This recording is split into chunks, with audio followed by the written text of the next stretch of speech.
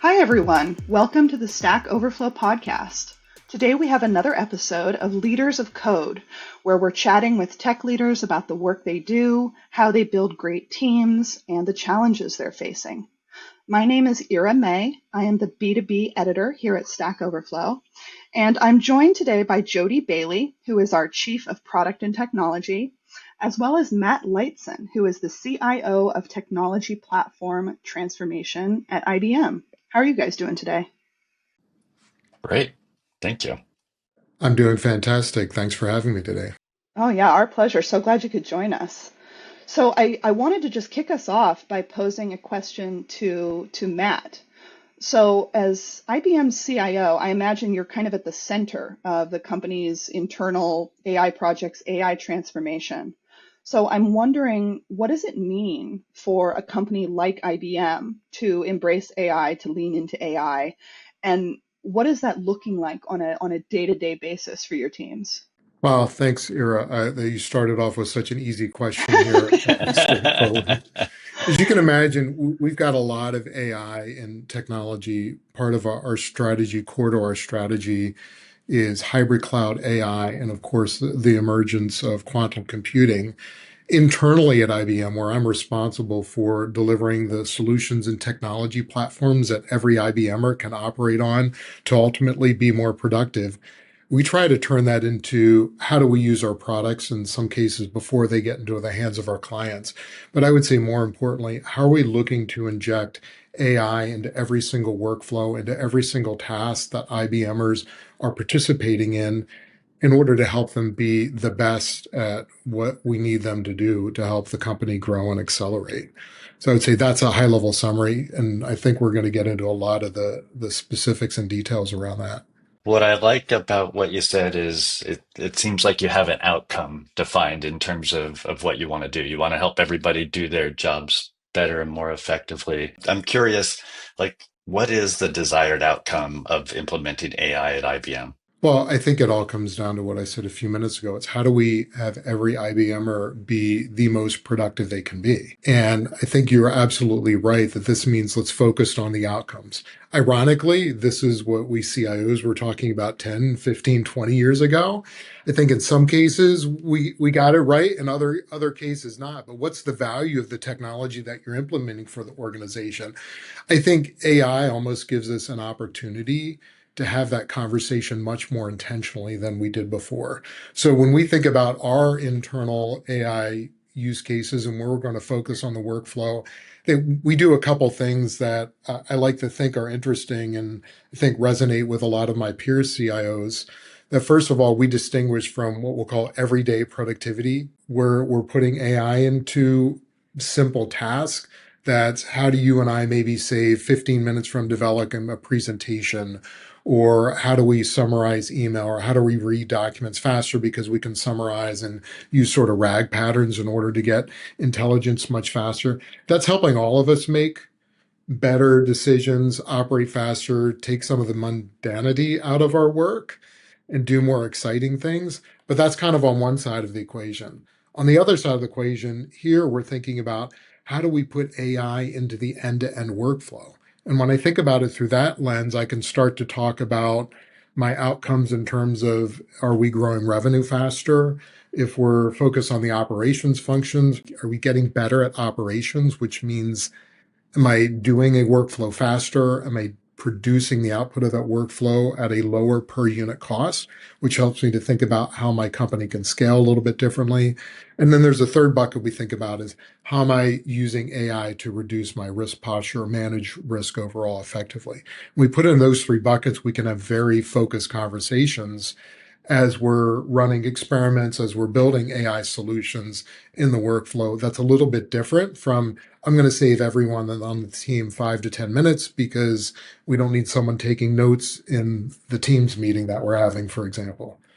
I love that. I'm curious, are there in any of those three categories, any specific examples that you'd want to call out where you feel like you and the team got it right and had a pretty significant impact? I think there's a couple examples. I'll maybe list two here. One is an example, and I like to think, and we as CIOs and having engineers on our team, how do we lead by example? I think we are seeing a shift of how do we get this into every single business function. Internally, we did this with what we call Ask IT, and we really took out some of our level one, level two support, had AI in front of that, did that in about 100 days. This is about a year and a half, almost 2 years ago, and said, what if every single one of our 280,000 IBM employees asking for IT support, how do they get that first through an AI based approach?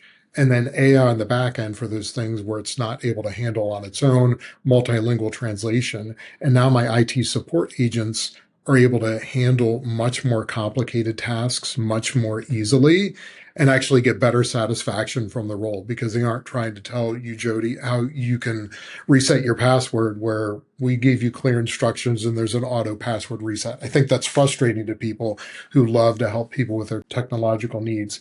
A more recent use case that I'm super excited about.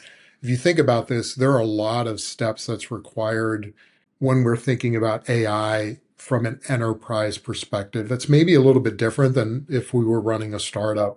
I need to make sure that I'm focused AI for the right things within my operation, that I can trust that I have the right human in the loop, that I am respecting data privacy, cybersecurity.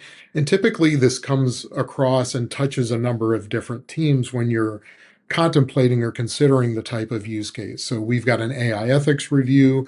We've got an office of responsible use of technology. We've got our CIO teams that own the platforms. We really started to take a look at that and on the mantra that we've had on our overall evolution here in the past couple of years at IBM: eliminate, simplify, automate, and some of us will even add in AIify at the end of that as sort of a fourth category. We said, which steps in this process can we eliminate? How can we simplify? Because a lot of these teams during this review are asking for similar types of information. What type of data are you using? Which business process is this indicated with?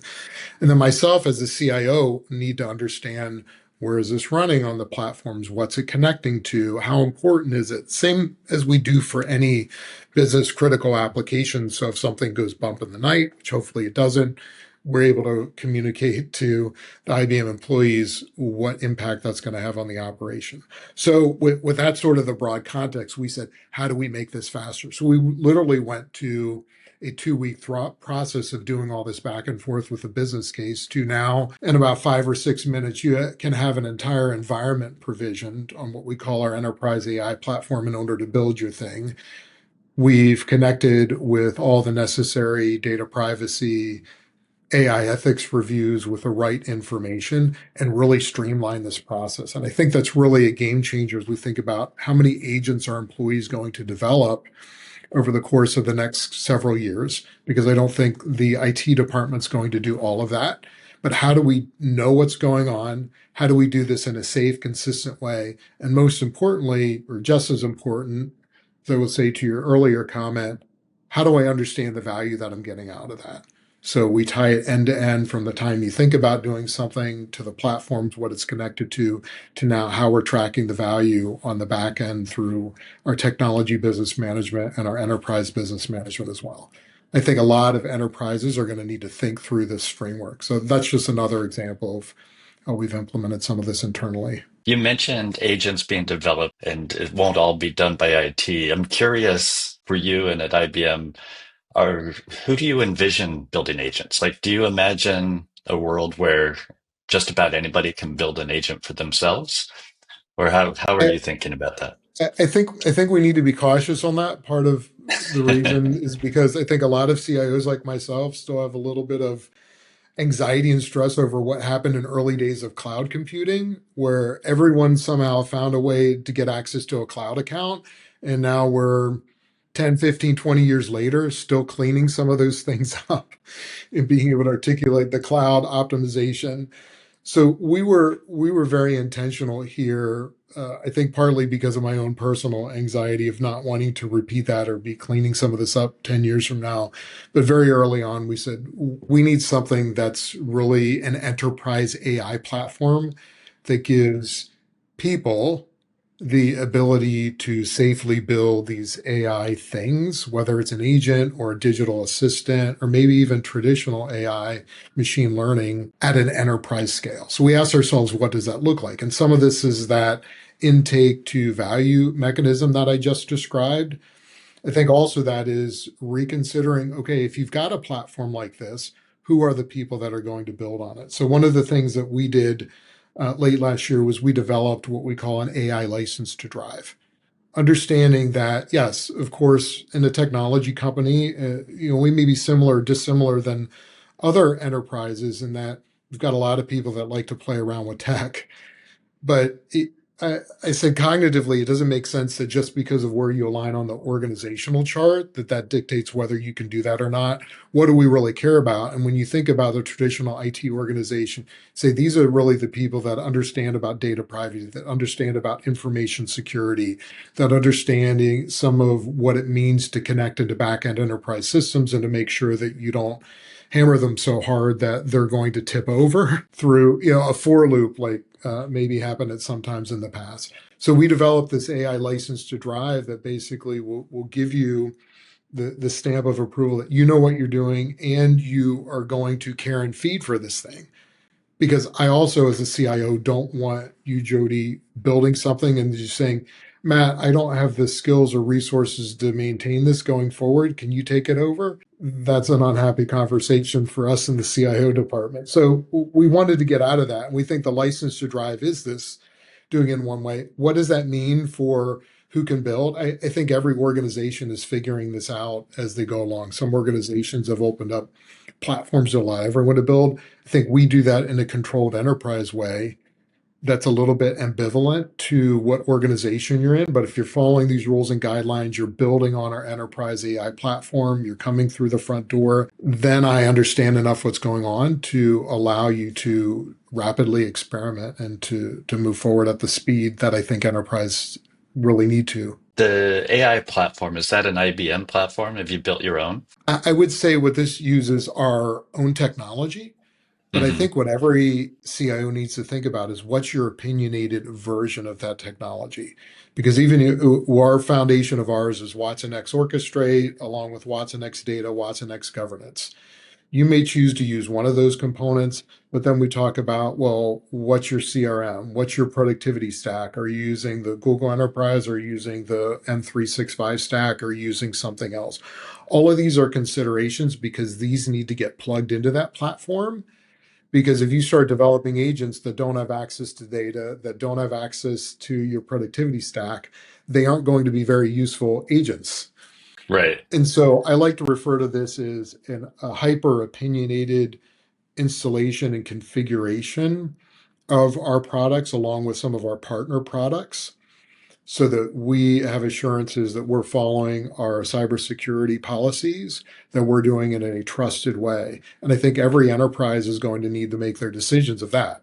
Ideally, they're using some of our tools, but you're going to have a mix and match. And even if you're using some of the same tools that I am, you're going to be doing things a little bit differently because of your context. But it's that hyper opinionation that allows us to move faster and again sort of solving for that 80% use case to allow then things to move at the speed they need because we've got one way to integrate with your chat system, one way to integrate with your email and calendar system, one way to integrate with your CRM, your IT service management system, et cetera. And that's really where the opinionation comes into play. Within IBM, obviously it's different for all organizations, but do you have people choosing their own, like, are they able to, I'm thinking of the shadow IT example, right? Where everybody can go out and get access to something. Is that something that you experience? And if either way, how do you think about what tools to empower people with? There are so many tools and things are moving so fast now. How do you think about that? So I think we like a lot of organizations have a top level corporate policy that would say sets the high level guardrails. And then for our internal use cases, and that's really where I get involved. So I'll have that be discrete from, we've got a lot of client facing teams, a lot of product teams that have sort of their own guardrails after, within that top level corporate umbrella. But we want to understand what tools people need and make sure that we are using the fewest tools that are going to get us the biggest value faster. What we don't want to have is that every single individual is having the same tool that does the exact same thing. And really, if you think about it, Jody, this is no different than probably don't want to have 10 project management tools. So what's the one project management tool that we're going to standardize in? I think CIOs have a large role to play into that. I think what we are finding differently is people are coming forward with new, different, innovative ideas. So how do we triage those quickly? Maybe run a quick evaluation and proof of concept to say, does this make sense? Is this an area that we want to invest in to scale out a little bit broader? Or is this an area that we can, okay, there's a problem someone was trying to solve with this. What's that outcome that we're after? How do we solve that with something that's built into our enterprise platform? But certainly we're seeing a lot of people have a lot of innovative ideas. And I think keeping pace with that and what's going on in the world and how do we translate maybe what you and I are using in our home lives to plan our family vacation or just get insight. My kids are using AI all the time to learn new things. That's a little bit different than what we need here at the enterprise context. One of the questions I'm asked about often, I imagine you are, or you've thought about it, you know, one, I think we're getting more developers rather than fewer, right? Because everybody, just about everybody can vibe code, right? And do something productive. The question or comment I get a lot is, okay, but they don't understand what they're doing. And, it's really valuable for senior developers, but then you have people that don't understand the code and get stuck. And there's like this fear that we're not going to ever have any more senior engineers because nobody bothers to understand, the code. What's your take on that? I think there's a shift in skills that are required. And I think the interesting thing, we ran some early experiments with one of our products, the Watson Code Assistant for Ansible within my software reliability engineering team. And the initial feedback I got was, well, this is great for our junior SREs. This is not so great for the senior people on the team. And then they started sharing information and creating, I think, what a lot of teams have today with here's my prompt library, here's what really works well with this tool. And then the tool starts to evolve a little bit. And then it shifted to our senior level engineers are getting the most out of this because they're able to move much more quickly. They're able to assess the code quality. They're able to adapt their prompts much more quickly. So you apply that then to the use cases that you're doing in a business setting, like our procurement team. And we're developing a lot of agentic capabilities for procurement now that sit between and across our core platforms to do procurement. And what we're finding, interestingly enough, is that we call these AI fusion teams, where we take people that really understand that business function and complement them with our technologists that come from the CIO function and make this sort of new hybrid team. And what this forces the team to do is focused on that outcome. You've got the procurement people who are learning how to do prompt engineering that really understand that business function and understand the workflow of that function. That's something that I think a lot of IT organizations have not hired for historically. We say, Jody, I need you to run this procurement system. And maybe you'll kind of synthetically absorb what procurement actually does over a period of time. Right. I think I did that early in my career because I was in a consulting role before I turned internally at some of my previous organizations. So I got to know the client, got to understand their workflow. Internal IT organizations, I think, traditionally have been a little bit different. And especially with the agile transformation that we all went through a few years back, it's really focusing on the engineering and I would say more on the listening skills rather than appreciating how the function operates. That's got to change. And so we've got people that are in that function, like my procurement example, that need to understand how to prompt engineer, maybe not so much low level coding, but they will begin to get good at vibe coding if we give them those tools. And then we've got the engineering from the IT organization that are taking the best of their engineering skills and really need to understand the function that they're operating on. Okay, what's the data that's required for procurement? What does that mean? What's the flow that we go from the time someone thinks that they want to buy something to the time that we actually have accounts payable writing that check to that company and everything that's involved. I think that is a huge shift in skills. And I think our organizations right now need to adapt for that. I think we're finding a lot of success with people that understand these functions. I think we're finding ways in order to get new talent that really understand how these AI tools up to speed quickly on the functions. And I think it's an entire new world for all of us that we're in the middle of right now. Yeah, that's super cool, right? Like, because one of the things that I've seen a lot of benefit is on our design and product side, right? Where designers and product people are able to vibe code something that more or less works as a way of communicating. But if you take that a step further, which it sounds like you're doing with the AI fusion teams, you actually have the expert doing the vibe coding as opposed to explaining it to a product or design person who then does the vibe coding, who then gives it to the engineer. You're like collapsing that whole cycle and getting right to the meat of it. Yeah, that's exactly right. And again, goes back to some of the concepts that I mentioned earlier, where I've got this AI enterprise platform that we've built that's connected to our enterprise data platform because AI doesn't work with that data. And that's done through a number of different mechanisms, traditional APIs, increasingly now more with the tools in the MCP servers. I've got this license to drive. So now I've got the guardrails, I've got the signposts on the road, the speed limits. I let you drive. And then now you can learn how to write the prompts by using AI. And then you can have the people on that team that are maybe traditionally in IT. Okay, I need an interface to another system. I need an MCP server. I need an API. They know how to do that. Maybe the people in procurement don't, but the people in procurement know how to access that data. They know what needs to get solved. You bring them together and you start to see amazing results. I'm curious. I got to imagine, especially a company as large as IBM and all the people that you work with. Do you have a group of people that are just like, no, AI is a fad, it's a bubble, I don't believe it, it's gonna take over the world, and I'm not gonna do it. I mean, or some degree of that. I don't think it's as overt as you just described. There, maybe it Right, is right. in their own heads. I don't think anyone thinks this is a fad. I They're not saying that do. out loud to you anyway, Yeah, right? yeah, they wouldn't let me.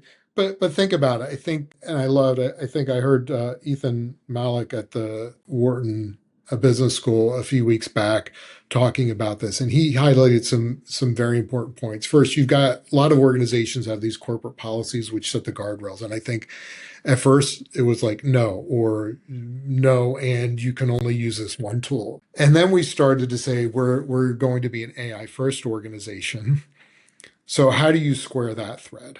And then I do think there is a shift of roles within the organization, rightfully so, of this. I need fewer people who are doing tier one IT support. What does that mean? And people start to internalize that. And you combine that with the fact that I think in some organizations, we've really patted people on the back for, quote, working hard. Then we've had conversations. Am I cheating if I got some help on this research assignment? Things like that. So I think all of those as human are natural reactions as human beings. And I think what we're trying to do as leaders is really encourage what's the right behavior that we want to see. Is that I do want people working harder. I do want people focusing on the things where only a human's going to be doing that now. I don't want people doing the rote things over and over, like summarizing incidents and things like that. And some of that's AI, some of that's automation. But I try to be very intentional with my team. And I think even the example of, hey, Jody, if you were up working all night and around the clock on the weekend fixing something that could have been avoided, I kind of want to say nice job and then move on from there, but I don't want to give you a gold star for that because now I've implicitly, if not explicitly, reinforced that our culture here is about working hard when really I want you thinking differently about how we move forward and how we can apply technology to further the mission. So yes, I think we, like many other organizations, are struggling with that, and we look for how do we enable people? How do we get people comfortable with this?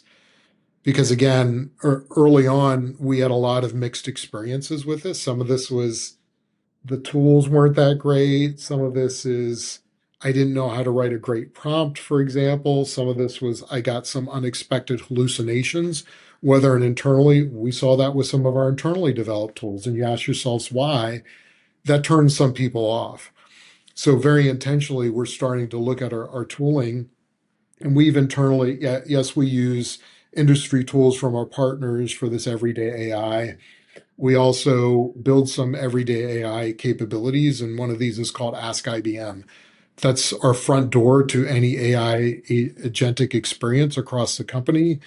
Is it's getting to that point because we know all these assistants and agents, they're very difficult to find. So how do I know which one to go to? So that we're starting to plug things in into an overall framework.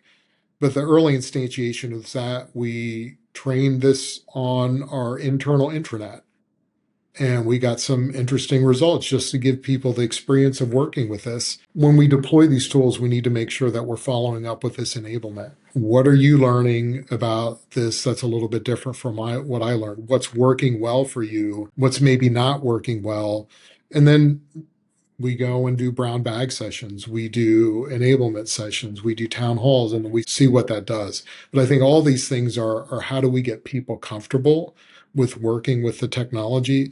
Because I think if nothing else, I am convinced that the people that are going to be most effective in their roles are the ones that are finding how to use the technology to produce the results, validating the technology through that human knowledge that's not going to come natively from the technology. This is that human validation in specific use cases. I think those are going to be the people who are most effective moving forward. And as many of the folks across the organization that I can get comfortable with that's what I want to see, because that helps everyone win and succeed. I know like the human validation is something at Stack Overflow that we focus on a lot, right? Is both on our public platform as well as our SaaS products, really figuring out, not necessarily how to make things humanless, but to maybe make it needing less human, right? Like there's so much knowledge within the organization, especially the size of IBM, and so often it's duplicitous, or and some is new, some is old, and how do you sort through that, and how can you use AI for those? But then, also ensuring that validation piece is tricky or can be tricky, right? In terms of getting to the right subject matter expert, et cetera. So it's a super interesting journey, in terms of enabling people dealing with the hallucinations or errors, because it's going to happen, right? I mean, Yeah, it's precisely. non-deterministic, and even testing things is challenging, right? I think you're exactly right. And I think we've even seen instances where you put it out there and then a week later it's producing different results than you initially tested for. So I think that's one of the big things that we coach people on. This is not a one and done. When you and I would maybe develop a web system in the past, like, yes, we'd maintain it or, fix bugs, but you can kind of say, hey, this was done and move on to the next thing. I think we learned through Agile that doesn't keep pace with the business, but now, even with AI, we kind of need to remind ourselves of that you're going to have drift. You're going to have unexpected results. So that's where we use our Watson X governance platform to help us monitor and detect that over time. And that is so critical when you think about these enterprise business workflows. It starts to become critical also because you may say, okay, I'm just going to reprompt this now and get a better result. Well, then what is that costing us? So I need to understand the cost of that, whether I'm using tokens from a provider or whether I've got an internal team, which again is why we've got this plumbed start to finish all the way into our value framework of the workflows. But if I can't detect, for example, that now you're having to prompt twice in order to get the same result, and that's costing me twice as much, and I need to go back and engineer a fix to that, then that's resources that I could have put on something else. And so that becomes critically important. And I think understanding that we aren't done, we're going to keep iterating as the tools tech get better, as they give us different and unexpected results along the way. Like what are the key metrics you're looking at? You mentioned token counts, cost, obviously, especially from a infra ops perspective, I'm sure you're paying attention to that. But in terms of AI usage, governance, security, once things are rolled out, right, I'm sure you have a process for the design and build, but how do you monitor things going forward, and what kind of metrics are you really focused on? We use our Watson X governance platform for that. And we look at things like drift. We also have feedback baked into all our tools. So the thumbs up, thumbs down to make sure that people are reporting some of these things. And then even traditional CSAT surveys that we're using right now to understand what's going on, what's working well, what's not working well. I think all those are important metrics, but I think just as important of that is the human feedback in order to not just understand, is this thing still working? Am I producing the results? And I can see that. Let me double click back to that example of our Ask IT. I am monitoring my traditional business metrics in terms of how quickly are we resolving that issue. If the number of issues that are not getting, that the AI is not able to handle, right now we're about 81, 82%. But if I start to see a variance in that, then I know that's going to have impact on the humans that are behind the scenes that should be handling these more complicated things. So we're tracking the traditional operational metrics. We're also tracking the performance of this. And then that gets into, well, what is it costing me on average to service that ticket? How quickly I can get that done? That gets back into some of the value things that I brought up earlier. But I think all of those come into play. And then with that feedback that we're getting, we can quickly detect, did we do something differently here? Is it getting access to different data that's in our tickets and everything like that is causing it to respond abnormally? And then we can go in and try to rectify that pretty quickly. So all that becomes important. And I would argue that in cases where we haven't used a lot of data in the past in order to run the operation, it becomes more important. So you can say, well, Matt, any sort of customer support function probably has a good handle on their data. And everyone's tracking NPS and CSAT. You would hope that in any Right. IT organization, we're at different levels of the maturity curve. So, of course, you got the data. Well, in cases where we don't, such as how long does it take me to respond to a request on what's the state of a purchase order, for example? I don't think we had really great data on that. Well, now we need to benchmark that because part of that's in my value equation, my value conversation. Part of this is also, is the tooling that we're putting out there, is this agent actually working correctly? Because if it's not, again, we got to go in and remediate it pretty quickly. And it will change over time, is I think probably one of the unanticipated surprises that we've had over the past as we roll out more and more of these use cases. I would imagine those AI fusion teams are pretty good at identifying the outcomes and the benefits of those projects. But then you also kind of have to monitor the other side of the equation, right? In terms of what is it costing you and is it Exactly. generating the value? I mean, it's really useful to that person, but in the grand scheme of things, how does it fit into everything? Yeah, that's exactly right. And again, partly why we set up this mechanism to get it all plumbed in from start to finish. So you're building on my AI platform. I need to provision that for you. And again, this is not self-service. I tried to do away with that a number of years ago and said self-service is insufficient. That's like the self-checkout line at the grocery store. It's kind of hit or miss, but you get there on a Friday and the person in front of you forgets the code for the organic tomatoes. It's going to be a long time in that line. So we said we can't really do that with our platforms that we host and build things on. So we Right. want this to really anticipate. Kind of imagine you're at a fine dining establishment. They kind of anticipate everything that you need. That's kind of what you want in these enterprise AI platforms. So we ask you up front, what is this workflow that you're going to be injecting AI into? And then because we're provisioning every aspect of this, then we're able to take the costs of those platforms that we're tracking, whether that's our internal platforms or our cloud platforms, and really tie that to your use case in our technology business management framework, and then tie that to our enterprise business management framework. So I can see on a daily basis, last week, what did it cost me for this specific AI use case? Why did that spike? Why did that not spike? Do we have unanticipated costs because they needed more GPUs or are using more tokens than we thought they were originally going to do?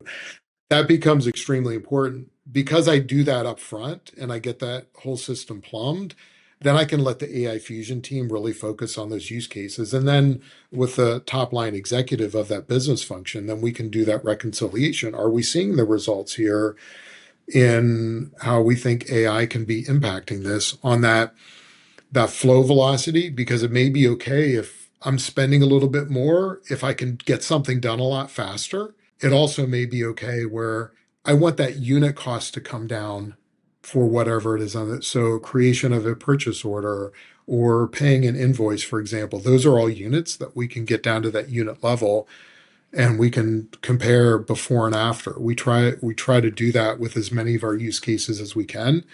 And it is a new way of thinking. It is making sure that we get grounded in some of that data so we can actually see that impact.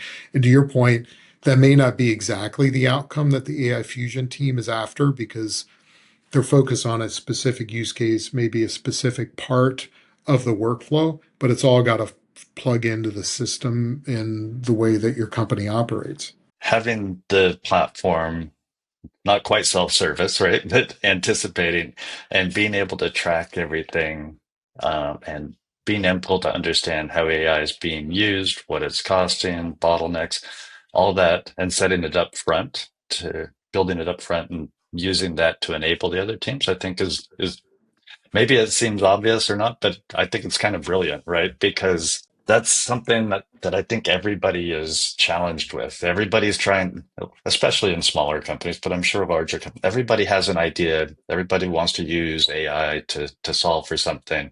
But then how do you know what the real cost is, what the real risks are? And if you're able to funnel that through, your own systems and infrastructure, then that seems like you're head and shoulders above where you might be otherwise. I think it's a level of maturity and discipline. And I like that, like we've all talked about business outcomes and the value of IT for what seems like ages now. And I think some organizations were able to do that, some struggle. But I think if you can let people experiment very rapidly and have a hypothesis, really become that scientist. And I think, interestingly enough, this is where a lot of smaller organizations are good because they're willing to try something out very quickly, see if it works. And if it doesn't work, move on to something else. I think larger enterprises can sometimes struggle with that.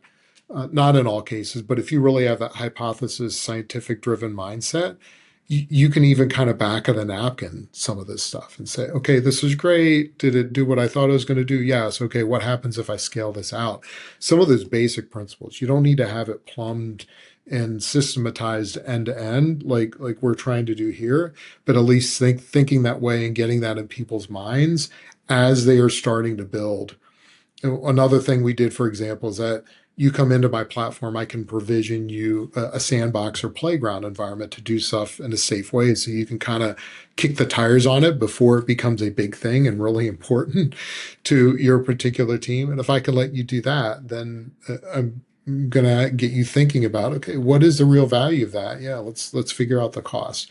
So I think we all know how to do these things. It's kind of what all the best articles that we read about operating businesses tell us. It's a matter of Right. what's going on in our own organization that's either closer to that or maybe a little bit farther away, and how do we capitalize that and figure out what's the behavior that we need to help influence in the right direction. I think if we all can do that, then we're going to see more value creation out of this AI world at the enterprise scale than I think some organizations have seen in early days. What are you most excited about, and what are you most worried about in terms of rolling AI out? Look, I think what I'm most excited about, I think the opportunity is limitless. And I think I am a proponent of what can you learn every day? I joke with my kids in the morning, they're going to school. I say, I'm going to work and I'm going to learn something. We compare notes what we learn when we come back from that. So to me, that's super exciting because I really think this is the reinvention of the business world. And we're all at different stages in our journey, and there's a lot we can learn from each other. People are going to hopefully learn from some of this. People are going to ping me and say, Matt, here's something that we're doing that maybe you should consider. Love to learn on that. I am worried that if we don't have the right guardrails for the enterprise, it is too easy to miss, hey, we've got a data leakage here or we've got a cybersecurity here. So I think going into this eyes wide open, and my team constantly has conversations with our CISO organization, our data privacy organizations. How are we thinking about this? What are the different implications now that we're deploying these tools out here? And what are the different risks that maybe we weren't considering years ago? What are the remediations we need to do on the back end with how we authorize and give these tools access to new and different data? I think that's going to be an ongoing challenge that we need to face head on. Well, Matt, I've really enjoyed the conversation. I've learned a few things. I'm sure others will as well. Thank you so much for your time. It's been great having you here. Great. Enjoyed it as well.